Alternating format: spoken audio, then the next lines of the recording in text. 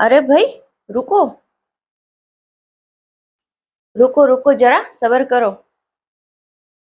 શું સ્ક્રોલ કરવામાં ને સ્ક્રોલ કરવામાં કંઈક જરૂરી આપણાથી ચૂકાઈ તો નથી જતું ને?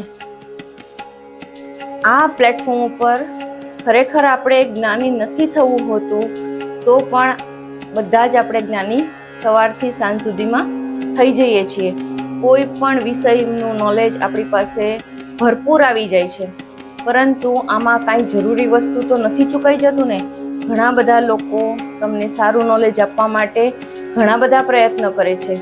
હવે વાત એ છે કે આજે વિશ્વ યોગ દિવસ નિમિત્તે આ વાત શા માટે કરવામાં આવે છે? તો યોગ શા માટે અપનાવવો જોઈએ ને એની નાની વાત કરવી છે.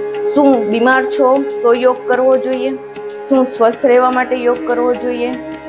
આ બધી વસ્તુ તો સાચી, પરંતુ આજે મારે એક વાત એ પણ કરવી છે કે આજે 25 વર્ષથી જ્યારે હું આયુર્વેદ ચિકિત્સક તરીકે લોકોની સારવાર કરું છું અને સાથે સાથે જ્યારે વિદ્યાર્થીઓને એક સલાહ આપું છું અને જ્યારે તેમનું પરિણામ ખૂબ સારું આવે છે ત્યારે અંતરમાં ખૂબ ખુશી થાય છે અને દુઃખ સાથે એ વાતનું પણ થાય છે કે સફળતા મેળવવા માટે યોગનો સહારો લે છે અને પછી યોગને છોડી દે છે.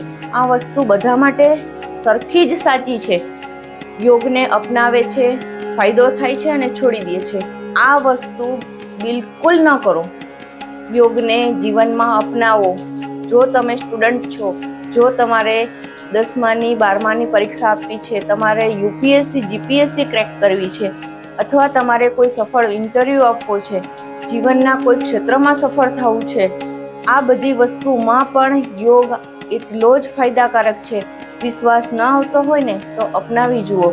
અને અંતે આંતરરાષ્ટ્રીય યોગ દિવસની ખૂબ ખૂબ શુભેચ્છાઓ. સર્વે ભવંતુ સુખિનઃ, સર્વે સંતુ નિરામયા.